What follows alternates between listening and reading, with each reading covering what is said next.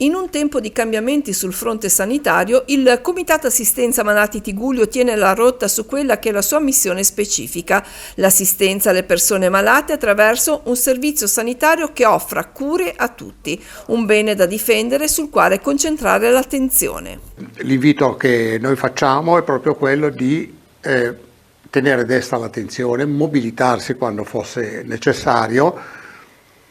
Ci auguriamo tutti che questa nuova super ASL non sia la LISA di prima. Se questo poi si ripercuote sulla pelle dei cittadini e sulla possibilità di accedere a quello che è un diritto costituzionale, che è quello della salute, allora questo non va bene. Il timore è che la riorganizzazione della sanità in Liguria possa penalizzare le zone periferiche e al contempo disperdere quel patrimonio sanitario che nel corso degli anni si è rafforzato. L'ASL 4, nonostante le criticità che noi tutti conosciamo, le cose perfette non esistono, ha comunque mantenuto un elevato livello di assistenza e di cura.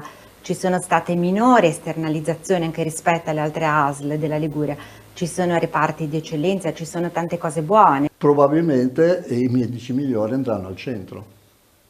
Sarà difficile che il miglior chirurgo venga a lavorare all'ospedale di Lavagna, no? Probabilmente in genere questo succede che chi più sta lontano geograficamente da dove c'è l'ospedale ha meno possibilità di accedere. L'auspicio è che la riforma alla sanità non incida sul progetto di ampliamento dell'ospedale di Lavagna, al quale il Comitato ha contribuito e sul quale si rende necessaria una riflessione. Riflessione per capire cosa andiamo a pagare con i soldi che il Comitato destina alla sanità pubblica.